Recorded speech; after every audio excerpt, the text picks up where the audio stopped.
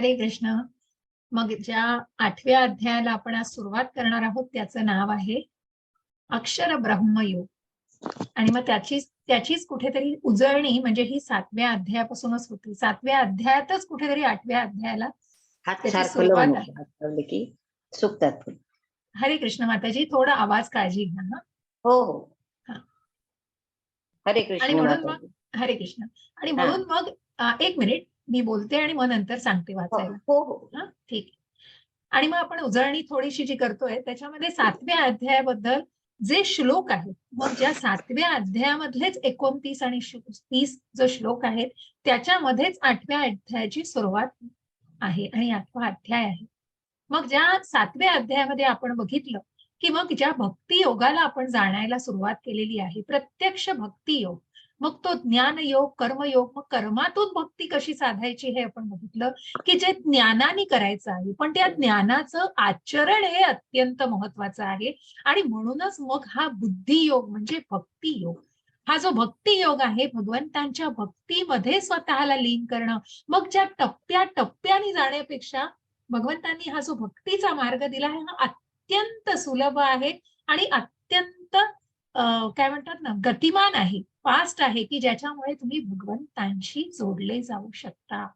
आणि म्हणूनच हा भक्ती योग मग सकाम कर्मयोग नाही, कारण कुठेतरी मग त्या सकाम कर्मातून आपल्या फळं आपल्याला हवी आहेत, आपल्याला हे हवंय. मग ज्या देवी देवतांच्या पूजेबद्दल काल आपण थोडंसं बघितलं की ज्या भगवंत जे नियंत्रक आहेत त्यांच्या अधीक्षतेखाली हे सगळे देवी देवता आहेत. आणि निश्चितच देवी देवतांवर श्रद्धा ही दृढ होण्यासाठी कृष्णाची पूजा करायची. आणि म्हणूनच भगवंत म्हणतायत जे काही तुम्हाला हवंय, जे काही तुम्हाला पाहिजे ते नाही मिळणार, पण जे योग्य आहे ते मात्र तुमच्यापर्यंत नक्कीच पोहोचेल आणि ती श्रद्धा दृढ निश्चितच होईल.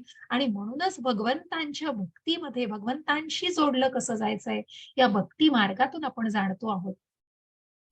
आणि मग ज्या प्रकारे भगवंतांनी स्वतःच्या उपासनेच्या ज्या जागा सांगितल्या आणि मी कुठे तुम्ही मला बघू शकाल, मग ज्या पाण्याच्या रसामध्ये एखादी तहानलेला जीव जो पाणी पितो त्याला ते अमृत असतं, त्या पाण्याची जी चव आहे ना त्या चवीमध्ये भगवंत आहे. बुद्धिमानांच्या बुद्धीमध्ये, शक्तिमानांच्या शक्तीमध्ये, बलवानांच्या बलामध्ये, मग ज्या कशा प्रकारे या सगळ्यामध्ये मग पृथ्वीच्या सुगंधामध्ये भगवंत आहेत. अशा प्रकारे भगवंतांनी आपल्या विभूती या 10व्या अध्यायात सांगितल्याच आहेत, ज्या सूचक अभिव्यक्ती आहेत सगळ्याच्या.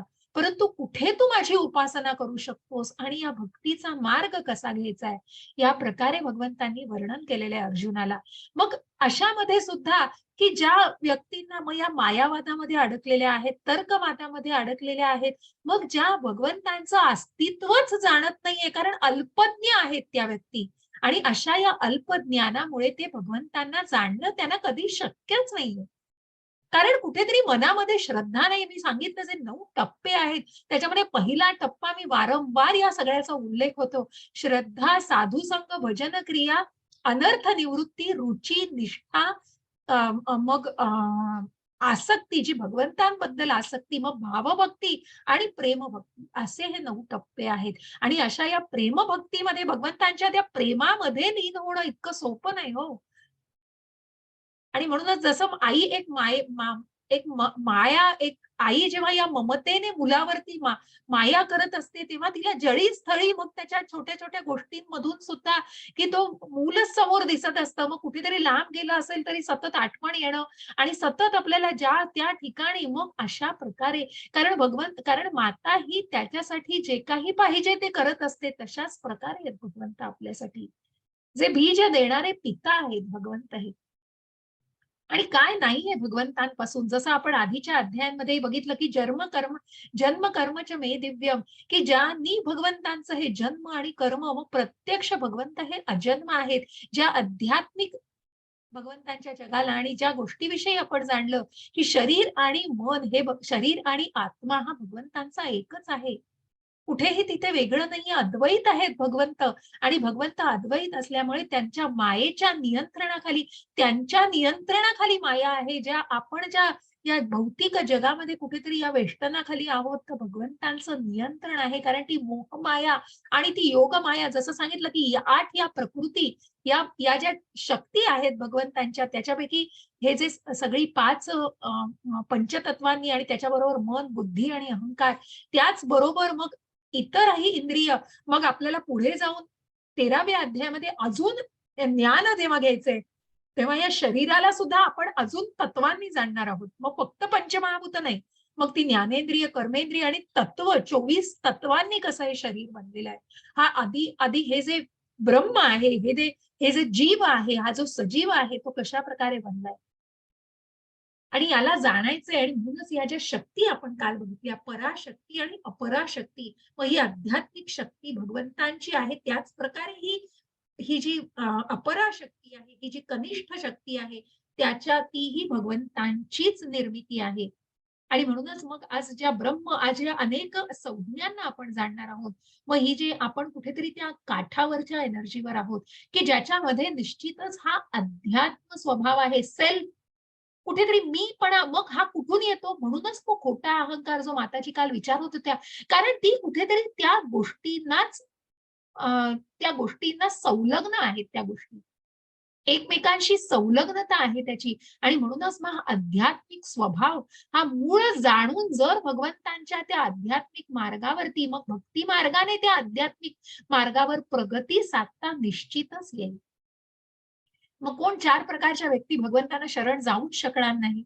तर जे नराधम आहेत, मूर्ख आहेत, दृष्ट आहेत, आसुर आहेत, ते भगवंतांना शरण जाऊ शकत नाहीत. परंतु जे अर्थार्थी, ज्ञानी आणि जिज्ञासू, हे मात्र, जरी कारण असं असलं की आर्त म्हणजे कुठेतरी संकटात सापडलोय, परंतु भगवंतांच्या इतक्या त्या एकरूप होतात आणि भगवंतांशी इतके संबंध, की त्यांच्या भक्तीमध्ये इतके लीन करतात स्वतःला, की मग अशा प्रकारे ते भगवंतांना जेव्हा खरोखर, ज्या आपण ध्रुव महाराजांचं उदाहरण घेतलंय, ज्या त्रेतायुगामधल्या विदुरांचं, सॉरी, सुग्रीवाचं उदाहरण घेतलंय, की भगवंतांसाठी ती सेवा, भगवंतांच्यासाठी जे कर्म केलेलं आहे, आणि म्हणूनच त्या भक्तीमध्ये लीन झाल्यानंतर भगवंत कशा प्रकारे त्या गोष्टी सांगताय. आणि म्हणूनच मग आर्तता असेल, की जिथे द्रौपदी मातेने भगवंतांचंच कुठेतरी आर्तामध्ये आणि संकटामध्ये सापडलेली, तेव्हा फक्त भगवंतांचाच धावा केलेला आहे, की भगवंता, तूच आता मला फक्त वाचवू शकतोस. आणि ज्यांनी मग त्या द्रौपदी मातेची लाज राखलेली आहे, द्रौपदीची लाज त्यांनी राखलेली आहे. त्याच प्रकारे मग ध्रुव महाराजांचं उदाहरण सांगितलं, ज्ञानी जिज्ञासू, ज्या परीक्षित महाराजांचं उदाहरण, आणि शुकदेव गोस्वामी, अशा प्रकारचे हे जे ज्ञानाने संपन्न, ज्ञानाने परिपूर्ण आहेत, असे निश्चितच भगवंतांना शरण जातात. आणि म्हणून मग आजच्या अध्यायामध्ये आपल्याला पुढे बघायचंय, की मग भगवंतांच्या भक्तीमध्ये लीन असताना, मग इतकं की आधीपासूनच, मग जसं आपण प्रभुपादांचं उदाहरण घेतो, की कशा प्रकारे वयाच्या 5व्या वर्षापासून कृष्ण भावना मनामध्ये जोपासलेली होती. आणि म्हणूनच मग आयुष्यभर स्मरण केल्याने भगवंत हे मृत्यू समयी सुद्धा स्मरणात येऊ शकतात. आणि म्हणून मृत्यू समयी भगवंतांचं स्मरण करणं, हा पूर्ण अर्ध्याच्या वर, काय पाऊण अध्याय हा पूर्ण आहे आज हा मृत्यूबद्दलच भगवंत सांगतायत. मग तिथे भगवंत सांगतायत काही अशुभ नाही. प्रभुपादांनी खूप सुंदर उदाहरण दिलंय याचं, की का मृत्यूविषयी बोललं पाहिजे. हे प्रभुपादांनी खूप सुंदर, पुढे जाऊन आपण त्याचाही उल्लेख करणार आहोत. म्हणून आपण पुढे जातोय, की भगवंतांना प्रश्न विचारतोय अर्जुन, की कशा प्रकारे या संज्ञा भगवंताला अर्जुनाला भगवंतांकडून हव्या आहेत. हरे कृष्ण माताजी.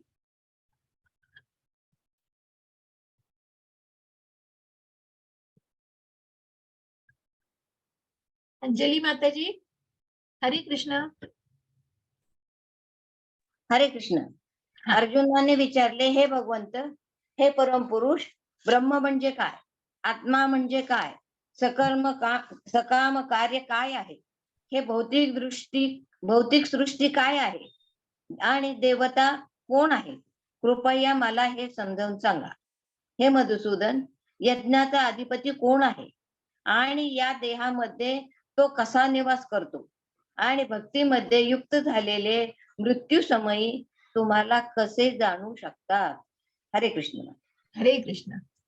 आणि म्हणूनच मग या श्लोकांमध्ये त्याचा उल्लेख केलेला आहे. 7.29 आणि 30 जरामरण मोक्षाय मामाश्रित्य यतन्ति ते ब्रह्म तद्विदुः कृत्स्नम् अध्यात्मम् अकर्म चाखिलम्. बघा, याचा सगळ्याचा कुठे ब्रह्म कुठे अध्यात्म ह्याचा सगळ्याचा जो उल्लेख आहे हा या श्लोकांमध्ये आलाय. आणि म्हणूनच अर्जुनाला हे प्रश्न तिथे पडलेले आहेत. साधिभूताधिदैवं मां साधियज्ञ च ये विदुः प्रयाण काले अपि च मां ते विदुर्युक्त चेतसः. अशा प्रकारे अधिभूत काय आहे, अधिदैव काय आहे, अधियज्ञ काय आहे आणि कशा प्रकारे मग या अधियज्ञाला कसं जाणायचं आहे आणि मृत्यू समय याचं स्मरण कसं करायचं आहे. मग असे हे 8 प्रश्न अर्जुनाला पडलेले आहेत की ब्रह्म म्हणजे काय, अध्यात्म म्हणजे काय, कर्म. मग हे कर्म आपण जाणलेले आहेत. आधी आपण कर्माचे प्रकार जाणलेले आहेत. अधिभूत म्हणजे काय आहे, अधिदैव म्हणजे काय, अधियज्ञ म्हणजे काय, अधियज्ञ कुठे राहतो आणि कुठे आपण त्याला बघू शकतो आणि मृत्यूच्या समयी भगवंतांचं स्मरण कसं करावं. आणि म्हणूनच मग आपल्याला हे जाणायचंय की अशा या संज्ञांचा पूर्ण अर्थ काय आहे. आणि म्हणूनच भगवंत अर्जुनाला मग सांगता आहेत की कशा प्रकारे ब्रह्म म्हणजे काय. तर ब्रह्म म्हणजे जीव, जो सजीव प्रत्येक 84 लक्ष योनींमधून जो जन्म घेतोय तो जीव म्हणजे ब्रह्म.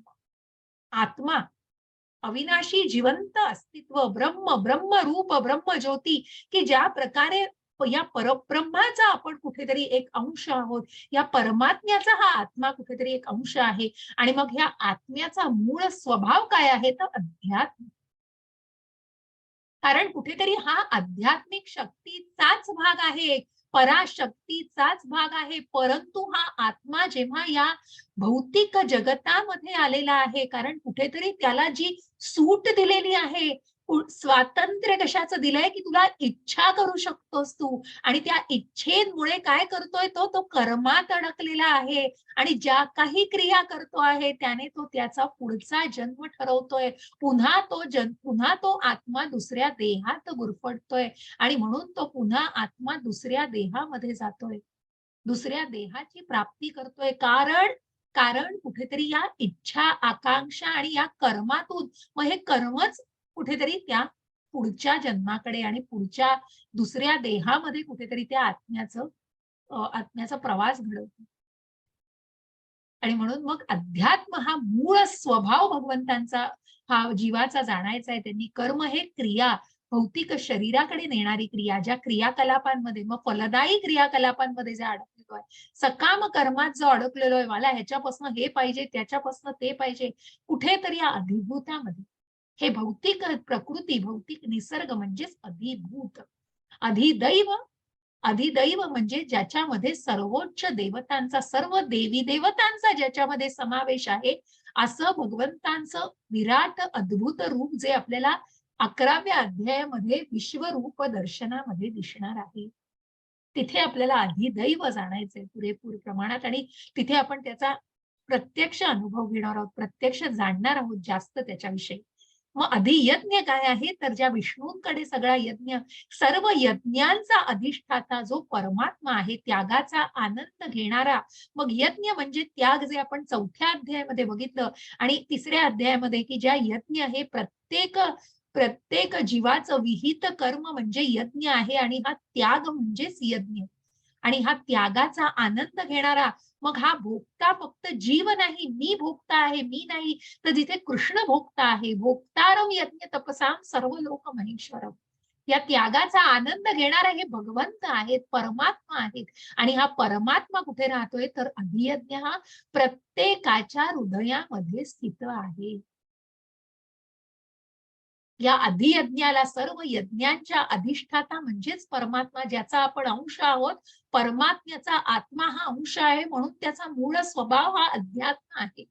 आणि अशा या अधियज्ञाला कुठं स्मरायचंय तर मृत्यू समयी सुद्धा त्यांचं स्मरण कसं राहणार आहे तर आयुष्यभर ज्याचा सराव करायचा आहे. आयुष्यभर म्हणून फक्त मग रिटायर झालोय, आता झालं सगळी क्रिया कर्म सगळ्याचा उपभोग घेऊन झालेला आहे, आता मला वेळ आहे, आता मला काय करायचं समजत नाही, म्हणून भगवद्गीता घेतली आणि वाचायला बसलो आणि मग कळणारे मग ते अवयव, मग पुढे आपल्याला जाणायचंय त्याच विषयी, की खरोखर ती अवस्था परिपूर्ण असते का हो? तितकी ते जीर्ण झालेले अवयव, ते जीर्ण झालेले ज्ञानेंद्रिय, कर्मेंद्रिय, मग त्यांनी वाचायला, बोलायला, लिहायला किती कशा प्रकारे किती तुम्ही क्षमता असते तुमच्यामध्ये. आणि म्हणूनच मग ज्याचा भगवंतांनी असं कुठेच लिहून ठेवलेलं नाहीये हो. तुम्ही रिटायरमेंट झाला, तुम्ही सगळं तुमचं आटोपलं, की तुम्ही माझं उपासना करा, मी तुमची काळजी घेतो. नाही, तुम्ही तुमचं कर्म हे शेवटपर्यंत करायचंय. पण त्या कर्मातूनही तुम्ही भक्ती साधू शकताय. आणि म्हणून मग भगवंत सांगतायत. हरे कृष्ण. माधवी माताजी आल्या आहेत. माधवी हरे माताजींना कृष्ण एक वाचू द्या. हरे कृष्ण. अंजली हरे माताजी कृष्ण. एक स्लाइड त्यांना वाचू द्या. नाही, सगळं त्यांनी वाचलं तरी चालेल नाही मला. हो, नाही माताजी, तुम्ही पण वाचा, नाही, त्याही नाही, वाचतील. म्हणते, खरंच म्हणते. नाही, नाही, असं काही मी नाही. त्या श्लोक आल्या आहेत. म्हणले ना, त्यांनी हँड रेज केलेला ना, मग त्यांना पण पोहोच. नाही तुम्ही एक त्यांना. वाचा, त्या एक वाचतील. हरे कृष्ण माताजी. हा, हरे कृष्ण. हरे कृष्ण माताजी. 8.3 श्री भगवान म्हणाले, अविनाशी दिव्य जीवाला ब्रह्म म्हटले जाते आणि त्याच्या नित्य स्वभावाला अध्यात्म असे म्हणतात. जीवांच्या प्राकृत देहाच्या उत्पत्तीस कारणीभूत असणाऱ्या कार्यांना कर्म किंवा सकाम कर्म असे म्हणतात. हरे कृष्ण. हरे कृष्ण. ही सगळी सकाम कर्मामध्ये अडकलेली आहेत. कुठेतरी ज्या इच्छा, आकांक्षा आणि त्याची फळांची उपभोग घ्यायचा आहे. कारण मग बघा, की जे मांसाहार करतायत, कारण मग त्यांना पुढचा जन्म ठरवतायत हो त्यांचं सकाम कर्म कुठेतरी.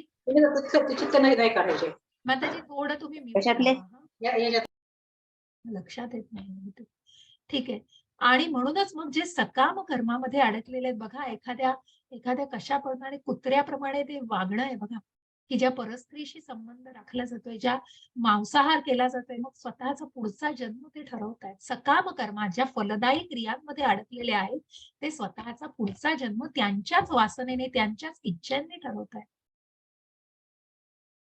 हरे कृष्ण. हरे अंजली कृष्ण. माताजी. त्या mute झालेत. 8.4 वाचा माताजी, चालेल. हे देहाभृतावरा निरंतर परिवर्तनशील असणाऱ्या भौतिक प्रकृतीला अधिभूत असे म्हणतात. चंद्र सूर्यासारख्या देवदेवतांचा समावेश असणाऱ्या परमेश्वराच्या विराट रूपाला अधिदैव असे म्हणतात. आणि प्रत्येक देहधारी जीवांमध्ये परमात्मा रूपाने मी पुरुषोत्तम भगवान वास करतो आणि मलाच अधियज्ञ यज्ञांचा अधिष्ठाता असे म्हटले जाते. हरे कृष्ण. हरे कृष्ण. आणि म्हणूनच मग ज्या प्रकारे या भौतिक प्रकृतीला अधिभूत, मी जे आधी सांगितलं, अधिभूत, अधियज्ञ आणि अधिदैव. मग या अधिदैव म्हणजे सगळ्या देवी देवतांचा जो निवास आहे ते अधिदैव. आणि कशा प्रकारे या प्रकृतीमध्ये मग ज्याच्यामध्ये इच्छा बघा, की या अळीने, मग त्या अळीला कल्पनाही नसते, परंतु ती इच्छा फुलपाखराची, मग कुठेतरी ज्या प्रकारे मग तो जन्म घेतला जातो, अशा या इच्छा आकांक्षांवर असं सांगितलंय, की कशा प्रकारे मग या भौतिक प्रकृतीमध्ये इच्छांनुसार 84 लक्ष योनींमधून तो जीव जन्म घेत असतो. आणि त्या इच्छांनुसारच त्याच्या कर्म जे करत असतो, त्या कर्माने तो स्वतःचा पुढची गोष्ट ठरवत असतो. आणि म्हणून मग ज्या प्रकारे भगवंत या अधियज्ञाला जाणलेला आहे, ह्या यज्ञांचा अधिष्ठाता हा प्रत्यक्ष परमात्मा आहे. हा परमात्मा प्रत्येकाच्या हृदयामध्ये निवास करतो आहे. आणि मग या परमात्म्याचं स्मरण करण्यासाठी आयुष्यभर त्या परमात्म्याचा, त्या भगवंतांचं सेवा, भगवंतांचं नामस्मरण कसं केलं पाहिजे. मग चित्रामध्ये दिसतायत ते कोण आहे तो? तुम्ही सांगू शकाल मला? चित्रात भीष्म तुम्हाला दिसतायत पितामह. भीष्म पितामह. अगदी बरोबर माताजी. पितामह भीष्म आहेत, की जे मृत्यूशय्येवर आहेत, प्राणांच्या शय्येवरती. मग जिथे बाजूबाजूला अर्जुन आहेत, सर्व पांडव आहेत, आणि तिथे नारद मुनी दिसतायत, व्यास मुनी, सगळे योगी ऋषी दिसतायत. कारण भगवंत तिथेच, भगवंतांचा सुद्धा प्रत्यक्ष अस्तित्व आहे कुरुक्षेत्रावरच. आणि प्रत्यक्ष भीष्म पितामह हे भगवंतांना जाणून मग त्या ठिकाणी मृत्यूशय्येवर आपला प्राणांचा त्याग करण्यापूर्वी त्यांच्या तोंडातून विष्णू सहस्त्रनाम म्हणतात, की जिथे भगवंतांची स्तुती केली जाते. आणि म्हणूनच मृत्यू समयी केवळ माझे स्मरण करून आपल्या देहाचा जो त्याग करतो, तो लगेचच भगवंतांच्या स्वभावाला प्राप्त होतो, यात मुळीच शंका नाही. म्हणूनच त्या कुरुक्षेत्रावरती ज्यांचं मरण आलं, मग बळी गेले, अनेकांनी आपलं बलिदान केलेलं आहे, त्या प्रत्येकाला मोक्ष हे जेव्हा जुहूचे इस्कॉन मधले जे एक ज्येष्ठ पुजारी प्रभूजी आपल्याकडे आले होते रविवारी ज्ञान आपल्या वेगळ्या वर्गाला विशेष वर्गाला, तेव्हा त्यांनी सांगितले की कुरुक्षेत्रावरती प्रत्येक जीवाला मोक्ष मिळालेला आहे. प्रत्यक्ष भगवंतांच्या अस्तित्वाने, नुसत्या अस्तित्वाने तिथे प्रत्येक जीवाला मोक्ष मिळालेला आहे. आणि म्हणूनच मृत्यू समयी जो भगवंतांचं नामस्मरण करतो आहे तो निश्चितच भगवत धामाला प्राप्त होतो आहे. मग अशी एक कथा आहे ज्याविषयी मृत्यूविषयी बोललं जाते. आणि मग कुठला एक प्रश्न आहे जो कुणाला विचारला जातो. युधिष्ठिर महाराज असतात, पांडव जेव्हा त्यांच्या अज्ञातवासामध्ये असतात तेव्हा ते त्या एका तलावामध्ये विषारी पाणी त्यांच्याकडनं प्यायलं जातं आणि ते विषारी पाणी प्यायल्यामुळे ते मूर्छित होतात आणि तेव्हा यक्ष येतो तिथे आणि तो त्यांचे प्राण घेऊन जायला लागतो. तेव्हा युधिष्ठिर महाराज तिथे येतात. त्यांनी प्राणी ग्रहण केलेलं नसतं आणि म्हणून युधिष्ठिर महाराज तिथे येतात आणि म्हणतात की कृपया तू माझ्या भावंडांना घेऊन जाऊ नकोस, त्यांचे प्राण तू नेऊ नकोस. तेव्हा यक्ष त्यांना म्हणतो मी ठीक आहे, मी नेणार नाही, पण तू माझ्या या प्रश्नांची सगळ्या उत्तर दे. आणि त्यापैकी एक प्रश्न असतो की जगातील सर्वात अद्भुत अशी गोष्ट कोणती. त्याचं उत्तर देताना युधिष्ठिर महाराज म्हणतायत अहन्यहनि भूतानि गच्छन्ति यमालां शेषाः स्थिरत्वमिच्छन्ति किमाश्चर्यमतः परम. हरे कृष्ण. अंजली माताजी. हरे कृष्ण. हा. शेकडो आणि हजारो जीव प्रत्येक क्षणी मृत्यूला भेटतात, परंतु एक मूर्ख प्राणी तरीही स्वतःला अमर समजतो. अमर समजतो आणि मृत्यूची तयारी करत नाही. ही जगातील सर्वात अद्भुत गोष्ट आहे. हरे कृष्ण माता. हरे कृष्ण. अशा युधिष्ठिर महाराजांनी त्या यक्षाला उत्तर दिलेलं आहे की मग या जीवामध्ये, या जगामध्ये असंख्य जीव लोक प्रत्येक क्षणी मृत्यूला सामोरे जात आहेत, असंख्य लक्ष लोक मृत्यू पावतायत, परंतु तरीही हा मूर्ख प्राणी, तरीही हा मूर्ख जीव स्वतःला आपण लाखो वर्ष जगणार आहोत याच भ्रमामध्ये जगतोय आणि त्याला स्वतः अमर आहे, आपण अमरत्वाची भावना घेऊन जगतोय आणि म्हणून तो मृत्यूची तयारी करत नाही. हीच सगळ्यात जगातील सर्वात अद्भुत गोष्ट आहे की ज्याला आपल्याला सामोरं जायचंय त्या गोष्टीविषयीच जाणलं जात नाही आणि त्या गोष्टीविषयीच तो तयारी सुद्धा करत नाही. ही जगातील सर्वात अद्भुत गोष्ट आहे. आणि म्हणून मग भगवंत इथे प्रभुपादांनी सांगितलं, जसं मी म्हटलं की का मृत्यूविषयी बोललं जात नाही, का मृत्यूविषयी भौतिक जगातील व्यक्ती घाबरते, हा खूप सेन्सिटिव्ह प्रश्न आहे आणि हा खूप बोलणं खूप याविषयी सोपं आहे, परंतु इतकं ते आत्मसात करणं आणि त्या गोष्टीला जाणणं, का घाबरतोय मनुष्य, का मृत्यूविषयी बोलताना घाबरतोय, ज्या मृत्यूला सामोरं जायचंय, कारण असं आहे, कारण त्याविषयी ज्ञान नाहीये. प्रभुपाद म्हणतायत त्याविषयीची एक प्रकारची अज्ञान भावना आहे आणि कुठेतरी मनामध्ये असा एक कुठेतरी भय घेतलेला आहे, फ्राईट आहे मनामध्ये, कारण मनामध्ये अज्ञान आहे त्या गोष्टी की आपण या मृत्यूनंतर एका खूप सुंदर जागी जाणार आहोत. ही जर भावना मनामध्ये कळली तर निश्चितच मृत्यूविषयी भीती वाटणार नाही आणि मग ते स्मरण केलं जाईल आणि त्या स्मरणाने काय होणार आहे, हो मग त्या निश्चितच भगवत धामाची प्राप्ती केली जाणार आहे. अशा प्रकारे एका ब्राह्मणाकडे एक छोटीशी ही पण गोष्ट आहे उपनिषदामध्ये की एका ब्राह्मणाकडे उंदराने अक्षरशः हैदोस माजवलेला असतो आणि तो ब्राह्मण खूप कंटाळतो त्या सगळ्या नुकसानीला, म्हणून तो एक मांजर पाळतो त्या उंदराचा बंदोबस्त करायला. हे जेव्हा त्या उंदराला कळतं तेव्हा त्याला कळतं की काय होणार आहे त्याचं आता, परंतु तो बिळामध्ये जातो आणि मग तो म्हणतो की मी आता बाहेर पडतोय, पण मी बाहेर मांजर असेल तर मी डोळे मिटून बाहेर पडतो. बघा, डोळे मिटून बाहेर पडतो तरी मृत्यू तर प्रत्यक्ष त्याच्या समोरच आहे ना. डोळे मिटल्याने मृत्यू कुठे जाणार नाहीये आणि म्हणूनच मग त्याला अशी अवस्था झालेली आहे जीवाची आणि म्हणूनच मृत्यूविषयी बोलणं, मृत्यूविषयी तयारी का केली जात नाही याचं खूप स्पष्टीकरण सुंदर असं प्रभुपादांनी तात्पर्यामध्ये दिलेलं आहे. प्रत्येकाने अध्याय नक्की वाचा, खूप तुम्हाला त्याच्यामध्येही अजून विश्लेषण मिळेल आणि तुम्ही जाणू शकाल. आणि म्हणूनच मग हा देह सोडताना ज्या मृत्यू समयी जे भगवंतांचं स्मरण करताय, ज्या भावाचं स्मरण केलं जातं त्याच भावाची पुढचा जन्म घेतला जातो. यम यम वापि स्मरन् भावं त्यजत्यन्ते कलेवरम तम तमेव इति कौन्तेय सदा तद्भाव भावितः. हरे कृष्ण. माधवी माताजी. हरे कृष्ण. 8.6 हे कौंतेया, आपल्या देहाचा त्याग करीत असताना मनुष्य ज्या ज्या भावाचे स्मरण करतो त्या त्या भावाची तो निस्संदेह प्राप्ती करतो. हरे कृष्ण. हरे कृष्ण. आणि म्हणूनच मग हा देहाचा त्याग करीत असताना ज्या ज्या भावाचं त्याच्या मनामध्ये जे काही भाव मरताना आहेत, मृत्यू समयी आहेत, त्या मृत्यू समयी ज्या भावाचं स्मरण केलं जातं त्याच भावाची निस्संदेह तो प्राप्ती करतो. आणि म्हणून ही भरत महाराजांची गोष्ट आहे. त्या भरत महाराजांच्या कथेमध्ये आपल्याला जाणायचंय. भरत महाराज हे भावभक्तीपर्यंत गेलेले होते. आणि ते इतके भगवंतांच्या म्हणजे बघा ज्या 9व्या टप्प्यावर प्रेमभक्ती आहे त्याच्या एकच टप्पा खाली असे भरत महाराज होते. आणि त्यांनी स्वतःला कृष्णाच्या पूजेमध्ये इतकं विलीन केलेलं होतं. कृष्ण भावनेमध्ये ते जगत होते. आणि सगळ्या पूजा अर्चा, त्यांचे मंत्र, याग हे सगळं ते करत होते. असं सगळं चालू असताना त्यांना एका दिवशी एक हरिण दिसली जिच्या पोटामध्ये पाडस होतं आणि ती एका वाघापासून धावत होती आपला जीव सांभाळून. परंतु कुठल्याही परिस्थितीत त्या वाघाला त्या हरिणीला पकडायचं होतं. आणि ती हरिणी पळत पळत एका झुडपामध्ये जाऊन त्या पाडसाला जन्म देते. हे भरत महाराज बघतात की ते पाडस तिकडे आहे. आणि मग ती हरिणी त्या वाघाला मग ती जितकी पळत सुटलेली असते तरीही तिला तो वाघ पकडून तिला तिचं तिचं तिच्यावर झडप घालतो आणि भक्ष्य बनते ती वाघाचं. परंतु त्या पाडसाला मात्र भरत महाराजांनी बघितलेलं असतं. आणि म्हणून मग त्या पाडसाकडे ते त्या झाडाझुडपामध्ये जातात आणि त्या पाडसाला घेऊन येतात. आणि त्या पाडसाला घेऊन आल्यावर बघा त्याची काळजी घ्यायला लागतात. एवढूच ते पाडस असतं, लहान मुलासारखं पाडस असतं.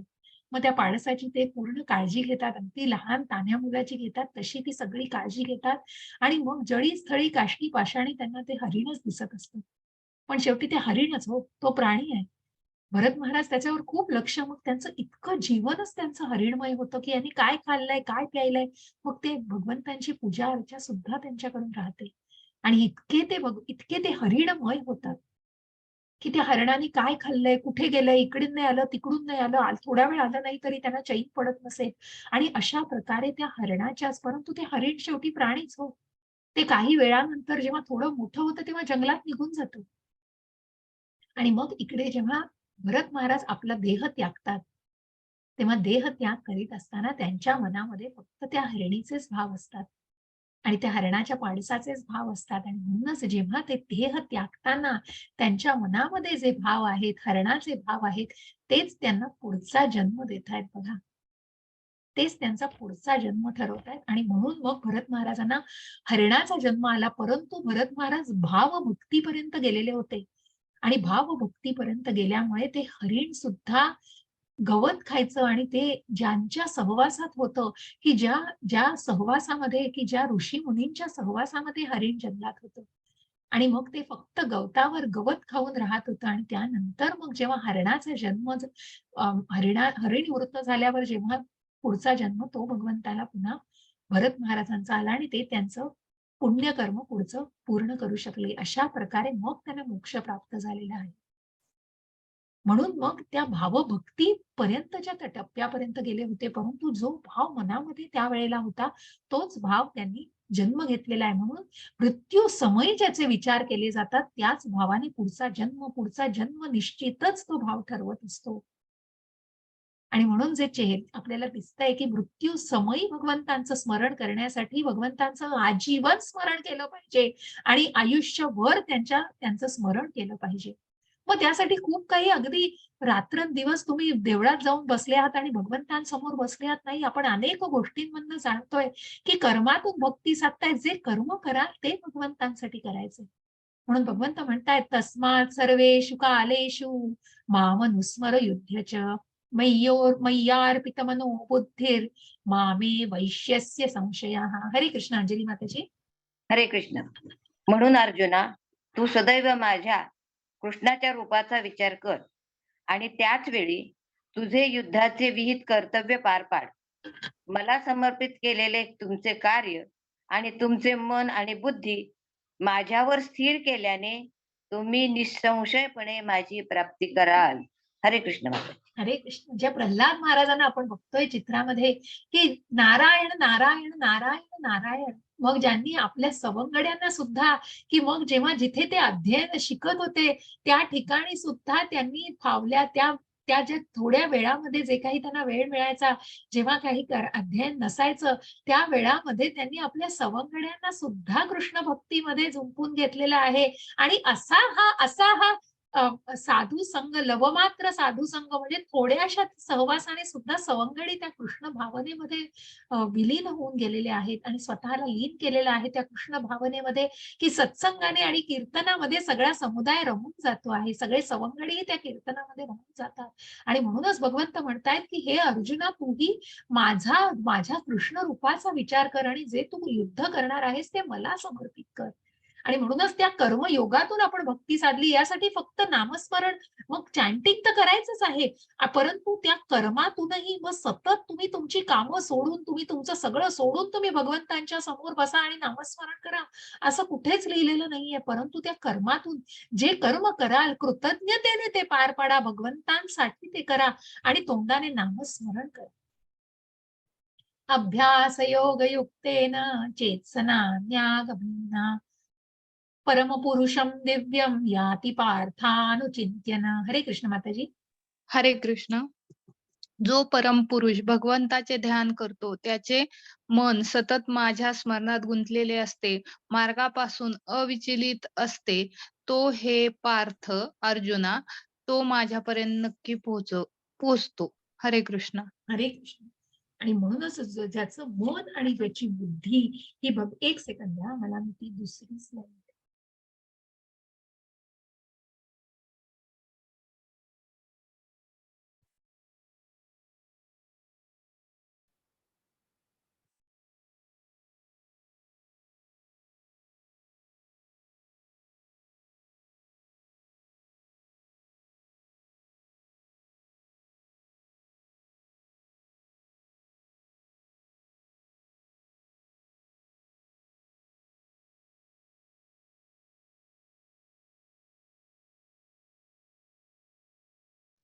हरे कृष्ण माताजी.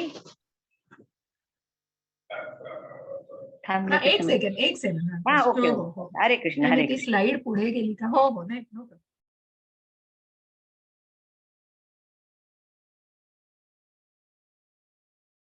ठीक आहे.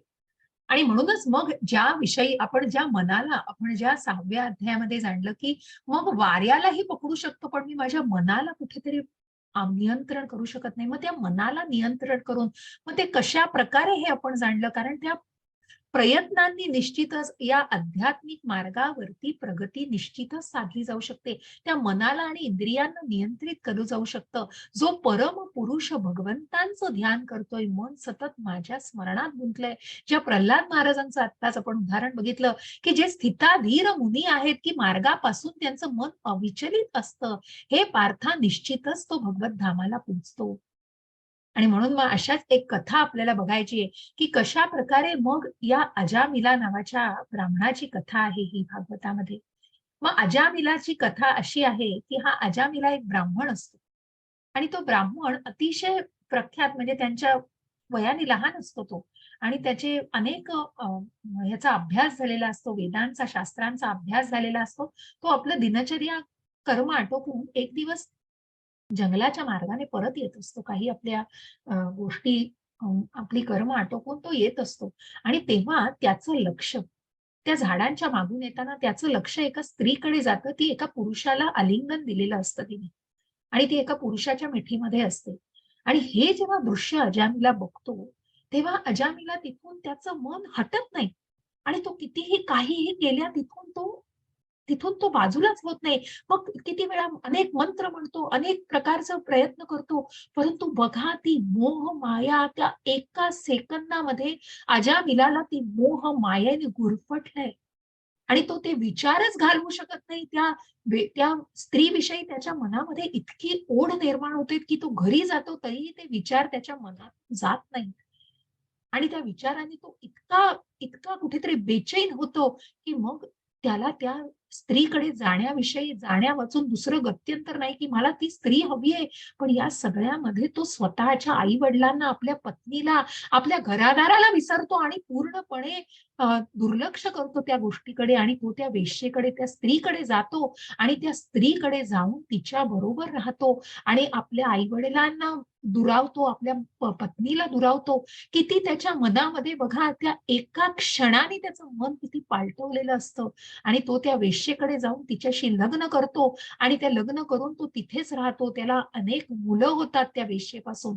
मग सगळ्यात धाकटा सुद्धा एक मुलगा होतो, जेव्हा त्याचं वय कितीतरी मोठं असतो, जवळजवळ 75-80 वर्षाचा अजामिला तेव्हा असतो आणि तो त्याच स्त्री बरोबर राहताना अनेक दुष्कृत्य करतो. कारण आपण जसं म्हणतो की सत्संगाने, चांगल्या असोसिएशनने जसं आपण चांगली कर्म करतो, तशी अशा या असोसिएशन मध्ये, अशा संघामध्ये असताना कुठेतरी कुकर्म केली जातात, लुबाडलं जातं लोकांना, चोरी मारी. म्हणजे जो अजामिला एक एक पुण्य ब्राह्मण असतो, एक सच्चील ब्राह्मण असतो, त्याची अवस्था ही झालेली आहे. आणि मग त्याच्या सगळ्यात धाकट्या मुलाचं नाव, सगळ्यात धाकटा मुलगा त्याच्या जवळ असतो आणि तो त्याची काळजी घेत असतो. अगदी मरणाच्या दारात पोचलेला असतो अजामिला, परंतु हा नारायण, त्याचं नाव नारायण, त्याच्या सगळ्यात शेवटच्या मुलाचं नाव नारायण असतं आणि हा नारायणाचा मात्र सतत त्याला बोलवत असतो, नारायणा मला हे आणून दे, मला खायला आणून दे, मला इकडे घेऊन चल, मला तिकडे घेऊन चल. या सगळ्यामध्ये तो असतो आणि म्हणूनच मग जेव्हा तो देह त्याग करण्याची वेळ येते, तेव्हा त्याला यमदूत घ्यायला येतात आणि तेव्हा मनामध्ये की कुठेतरी कळतंय अजामिलाला, अशा भावनेने त्याच्या तोंडातून फक्त एवढाच शब्द बाहेर पडतो, 4 अक्षर, नारायण. याच शब्दाचा उच्चार होतो त्याच्या तोंडून आणि त्या एका शब्दाच्या उच्चाराने काय परिस्थिती बदलते, की जे यमदूत तिथे द्यायला आलेले असतात अजामिलाचे प्राण, तिथेच विष्णुदूत सुद्धा येतात वैकुंठातून आणि त्या विष्णुदूतांचं आणि यमदूतांची तिथे बोलणं होतं. कारण की हा जीव ज्याने ज्याने पापकर्म केलेली आहेत, आधी जरी पुण्य केलेली असती तरी हा पापामध्ये गेलाय, त्याच्यामुळे यमाकडून त्याला यमलोकातून घ्यायला आलेले असतात. त्यानंतर मात्र जेव्हा तो नारायण या शब्दाचा उच्चार करतो आणि आपला देह त्यागतो, तेव्हा निश्चितच त्याला विष्णुदूत सुद्धा घ्यायला येत आहेत आणि मग कुठेतरी तिथे बोलणं होतं यमदूतांचं, विष्णुदूतांचं आणि मग ह्या जीवाला एक ना ते स्वर्गलोक मिळू शकत त्याला, ना त्याला नरक देऊ शकत. कारण त्यांनी कृष्ण भावना, त्यांनी सगळ्यात शेवटी मृत्यू समयी ज्या भावाचं विचार केलेला आहे आणि म्हणूनच मग अशा अजामिलाला एक संधी दिली जाते आणि त्याला पृथ्वी लोकावरती परत पाठवलं जातं. परत मृत्यू लोकावरती जाऊन मग त्या अजामिलाला उपरती झालेली आहे आणि मग तो कुठेतरी भगवत धामाच्या मार्गाला लागलेला आहे आणि मग तो पुण्यकर्म करून मग त्याला मोक्ष मिळून प्रत्यक्ष कृष्णाचे दूत, प्रत्यक्ष भगवंतांचे दूत त्याला घ्यायला आलेले आहे भगवत धामासाठी. अशा अजामिलाला मग मोक्ष मिळालेला आहे की ज्याने मृत्यू समयी भगवंतांचं स्मरण केलेलं आहे. आणि म्हणूनच अशाच भगवंतांना आपल्याला जाणायचंय. ते कसं, तर हरे कृष्ण माताजी. हरे कृष्ण. 8.9 मनुष्याने परमपुरुषाचे सर्वज्ञ, पुरातन, नियंता, अनुपेक्षाही सूक्ष्म, सर्व गोष्टीचे पालन करता, सर्व भौतिक कल्पनांच्या अतीत असणारे अचित्य आणि नित्य पुरुष या रूपामध्ये ध्यान केले पाहिजे. परमपुरुष सूर्याप्रमाणे तेजस्वी आहेत. ते भौतिक प्रकृतीच्या पलीकडे अर्थात दिव्य आहेत. हरे कृष्ण. हरे कृष्ण. आणि म्हणूनच मग भगवंत ज्या श्यामसुंदर रूपाला आपण बघतो आहोत, मनुष्याचे परम पुरुषाचे सर्वज्ञ, पुरातन, नियंता, अणुपेक्षाही सूक्ष्म, अशा प्रत्येक या 84 लक्ष योनींमधून जाणाऱ्या जीवाचे उत्पत्ती करता आणि प्रलय करता, पालन करता, की जे बीज देणारे पिता आहेत, भौतिक कल्पनांच्या अतीत असणारे अचिंत्य आणि नित्य पुरुष या रूपामध्ये मग ज्या मनुष्य रूपाचं आपण चर्चा करतो, आपण ज्या विषयी बोलतो आहोत, ते भगवंतांचं श्याम सुंदर रूप, भगवान रूप, ज्या ज्या आर्च विग्रहाला आपण पुढे जाऊन जाणणार आहोत. आणि म्हणूनच मग ज्या ब्रह्म, परमात्मा आणि भगवान या तिन्ही पातळीवर आपण भगवंतांना जाणलेलं आहे. मग जे भगवंतांना एक शक्ती म्हणून जाणता आहेत, नंतर ज्यांनी 4 भुजाधारी असं भगवंतांचं रूप जाणलेलं आहे, ते पुढे जाऊन जे भावभक्ती, प्रेमभक्तीमध्ये आणि भगवंतांना जे पूर्णपणे जाणतात, कारण ज्यांनी भगवंतांचा जन्म, कर्म आणि जे ज्ञान घेतायत, हो, या ज्ञानातूनच भगवंतांना जाणायचंय, ज्या वेदांमधून कृष्णांना जाणायचंय. आणि म्हणूनच या प्रत्येक गोष्टीमधून जाणून या रूपामध्ये त्यांचं ध्यान केलं पाहिजे. परमपुरुष सूर्याप्रमाणे तेजस्वी आहेत. जसं पहिल्यांदीच भगवद्गीतेच्या पहिल्या अध्यायात की भगवद्गीता जाणण्यासाठी कुठलंही क्वालिफिकेशन नकोय, कारण प्रत्यक्ष भगवंत हे सूर्यासारखे आहेत आणि सूर्याचं तेज आहे. कुठल्याही प्रकारचं मग त्या सूर्यावरती कुठलाही क्लेम नसतो, हा ब्राह्मण आहे आणि असे आहेत आणि हा धर्म, हे सगळं मनुष्याचं की हे करावे आहे. परंतु भगवंतांनी गुणकर्मानुसार विभागणी केली आहे. ती जाणणं तर आपण आधी उल्लेखित झालेली आहे. आणि म्हणूनच मग हे जे भौतिक प्रकृतीच्या पलीकडे आहेत, ज्यांची पराशक्ती आपण काल जाणलेली आहे, आध्यात्मिक शक्ती ही भौतिक शक्तीच्या पलीकडे आहे. आणि हे दिव्य रूप आहे भगवंतांचं. आणि म्हणूनच भगवंतांना जे परम पुरुषोत्तम आहेत, सगळ्याचे उत्पत्ती करता आणि प्रलय करता, हे प्रत्यक्ष भगवंत आहेत, ज्यांच्या या मनुष्य रूपाला आपल्याला जाणायचंय. मग ज्याची स्तुती प्रत्यक्ष ब्रह्मांनी केलेली आहे, प्रत्यक्ष शिवांनी केलेली आहे, मग ज्यांनी त्या महाविष्णूवरती ध्यान केलेलं आहे, मग प्रत्यक्ष शिवांनी भागवतामध्ये भागवतातून भगवंतांची स्तुती केलेली आहे. आणि अशा प्रकारे या देवी देवता सुद्धा ज्यामध्ये की कशा प्रकारे भगवंतांच्या स्मरणामध्ये आहे. आणि म्हणून मग पुरत फिरून बघा काय जाणायचंय, मामुपेत्य पुनर्जन्मम दुःखालयम शाश्वतम नाप्नुवन्ति महात्मानः संसिद्धी परमागतः. हरे कृष्ण माताजी. हरे कृष्ण माताजी. मला प्राप्त झाल्यानंतर महान आत्मे जे भक्तीमध्ये योगी आहे ते कधीही या तात्पुरत्या जगात परत येत नाही, जे दुःखाने भरलेले आहे, कारण त्यांना सर्वोच्च पूर्णता म्हणजे परमसिद्धी प्राप्त झाली आहे. हरे कृष्ण माताजी. हरे कृष्ण. आणि म्हणूनच मग भगवंत कृष्णांनी याला सांगितलंय की हे दुःखालयम, ही भौतिक प्रकृती काय आहे की ज्या महात्म्यांनी मला प्राप्त झाल्यावर हे आत्मे भक्तीमध्ये योगी आहेत, ते कधीही या तात्पुरत्या जगात, कारण हे तात्पुरतं भौतिक सुखांनी भरलेलं, की या सुखाला अंत आहे, जे दुःखांनी जन्म मृत्यू जरा व्याधी यांनी भरलेलं आहे. म्हणूनच त्याला जसं दुग्धालय असं, जसं वस्त्रालय असतं, तसं या मृत्यू लोकाला दुःखालय म्हटलंय भगवंतांनी. आणि कारण त्यांना सर्वोच्च पूर्णता, कारण हे पुन्हा परत कोण येत नाहीत, जे परम सिद्धी प्राप्त झालेले लोक आहेत, जे हे जाणता आहेत की हे दुःखालयम आहे आणि मी पुन्हा या बंधनांमध्ये अडकून या दुःखालयामध्ये परत यायचं नाही, ही गोष्ट जेव्हा जाणतायत, सकाम कर्म मला बंधनात अडकून पुन्हा मृत्यू लोकामध्ये जन्म देत आहे, ही गोष्ट हा परम सिद्धी घेतलेला व्यक्ती जाणू शकतो, जो भक्तीमध्ये योगी आहे. आणि म्हणूनच मग त्यांना सर्वोच्च पूर्णता प्राप्त झालेली आहे. हरे कृष्ण माताजी. हरे कृष्ण.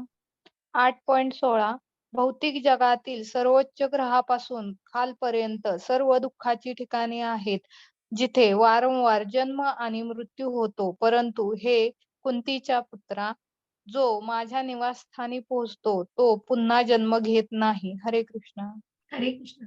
आणि म्हणून मग भौतिक जगतातील सर्वोच्च ग्रहांपासून मग पृथ्वी लोकाच्या खाली जे सुतल ततल पाताळ हे सगळे लोक आहेत, आणि जिथे वरती पृथ्वीच्या वरती स्वर्गलोक आणि मग त्याच्याही पलीकडे गोलोक आहे, त्या गोलोकाचा चार्ट तुम्हाला शेअर करीन आणि त्याविषयी आपण उद्या परत बोलूया. आणि म्हणूनच भौतिक जगतातील सर्वोच्च ग्रहांपासून खालपर्यंत जिथे दुःखाची ठिकाणं आहेत आणि वारंवार जन्म मृत्यू होतो,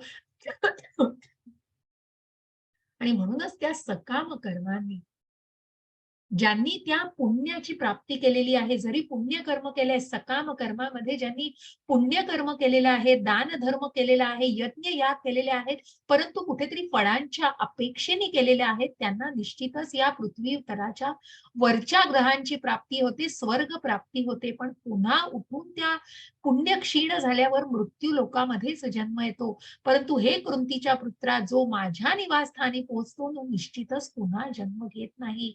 मग या नरक यातना, नरक योनीच्या यातना या नरक योनीतल्या लोकांसाठी असतात, जे पशुप्रमाणे वागतात आणि त्यांच्या तामसी भावनेमुळे ते फक्त नरक योनीतच जाऊ शकतात. आणि मग ज्या प्रकारे वरच्या ग्रहांचं सांगितलं, खालच्या ग्रहांचं, जसं अजामिलाला एक एक संधी दिली गेली की या पृथ्वी तलावरच त्याला पुन्हा जन्म घ्यायला लागतो, म्हणून ते सकाम कर्म ठरवत असतं की कुठल्या ग्रहांवर तुम्ही जन्म पुढचा घेऊ शकता. मग हे जे आपण वैदिक मॅथ्स, ही स्लाइड पुन्हा आलेली आहे की जिथे आपण ब्रह्मांचा पूर्ण दिवस बघितलेला आहे, कशा प्रकारे उत्पत्ती आणि प्रलय कशा प्रकारे होतो. एका दिवसामध्ये निर्मिती झालेली आहे, तर रात्रीतनं प्रलय होतो, पुन्हा पुन्हा दिवस येतो, पुन्हा प्राणी यजमान सक्रिय असतो, पुन्हा रात्र पडते आणि असहाय्यपणे विरघळतात. कशा प्रकारे मग त्या गोष्टीचं सायकल हे चालूच राहतं आणि ब्रह्माच्या रात्रीच्या आगमनाने, मग ब्रह्माच्या दिवसाच्या आगमनाने, रात्रीच्या आगमनाने कशा प्रकारे या सृष्टीची निर्मिती आणि प्रलय हा दिलेला आहे. जो सकाम कर्मामध्ये अडकलेला आहे तो निश्चितच या मृत्यू लोकामध्ये परत येतो. पुण्य क्षीण झाल्यानंतर स्वर्ग लोकाची प्राप्ती जरी झाली तरी तो पुन्हा या मृत्यू लोकामध्ये परत येतो. हरे कृष्ण माताजी. हरे कृष्ण. हरे कृष्ण. याहून अन्य एक अव्यक्त प्रकृती आहे, जी या व्यक्त आणि अव्यक्त जड पदार्थांच्याही पलीकडे आणि सनातन आहे. ती परा आणि अविनाशी आहे. संपूर्ण जगताचा जरी प्रलय झाला तरी ती प्रकृती नष्ट होत नाही. हरे कृष्ण माता. हरे कृष्ण. ही कुठली प्रकृती?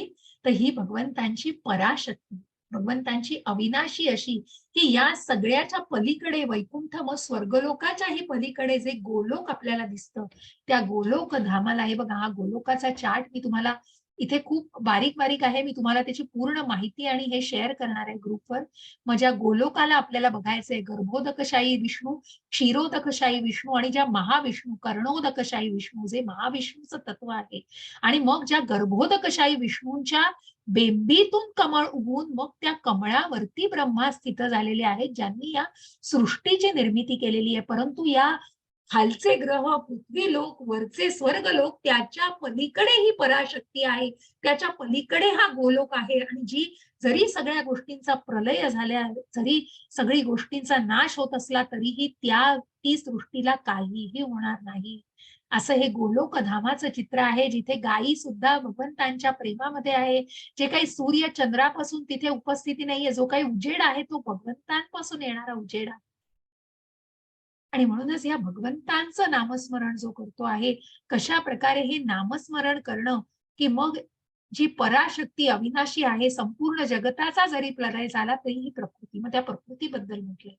आणि म्हणूनच जी व्यक्त आणि अव्यक्त जड पदार्थांच्या या सगळ्याच्या पलीकडे जेव्हा ही शक्ती आहे, ही आध्यात्मिक पराशक्ती आहे, जी सर्वात श्रेष्ठ आहे, ती अविनाशी आहे, तिला काहीही होत नाही, तिच्यावरती कशाचा प्रभाव नाहीये, हे जाणून घ्यायचंय. असा हा गोलोक चार्ट मी शेअर करीन. भगवंतांपासून सगळ्या गोष्टी आहेत आणि खूप सुंदर असा हा श्लोक आहे शेवटी. कृष्ण त्वडिया पद पंकजा पंजरांतम अद्यैव विशतु मानस राजा हंसः प्राण प्रयाण समये कफवात पित्तैः कंठवरोधन विधौ स्मरण कुटसते. हरे कृष्ण माताजी. हरे कृष्ण. हे कृष्णा, ज्याप्रमाणे राजहंस कमळाच्या फुलांच्या देठाच्या चक्रव्यूहात प्रवेश करतो, त्याप्रमाणे माझ्या मनाला त्वरित तुझ्या कमळाच्या फुलासारख्या चरणांना अर्पण करण्याची परवानगी द्या. जेव्हा माझ्या शेवटच्या श्वासाच्या क्षणी माझा घसा शारीरिक विनोद, वायू, पित्त आणि कफ यांच्या क्रियेने आकुंचन पावतो, तेव्हा मी तुझे स्मरण कसे करू शकेन? हरे कृष्ण. हरे कृष्ण. आणि म्हणूनच मग या कुलशेखर राजाने हे एक सुंदर असं श्लोक दिलेला आहे, ज्याच्यामध्ये अर्थामध्ये तो सांगताय. मग आपण म्हटलेलं येही संस्पर्शजा भोगा, बघा या प्राणीमात्रांचं हे जे संसर्गाचं ज्ञान, जो काही सेन्सेस असतात, त्यांच्या संवेदना या इतक्या स्ट्रॉंग असतात की कशा प्रकारे ते त्याच्याकडे इतके अट्रॅक्ट केले जातात. ज्याप्रमाणे राजहंस कमळाच्या फुलांच्या देठांच्या चक्रव्यूहात प्रवेश करतो, त्याचप्रमाणे माझ्या मनाला त्वरित तुझ्या कमळासारख्या, मग तुझ्या चरणी मला तू लीन होऊ दे, तुझ्या चरणी मला स्थान दे.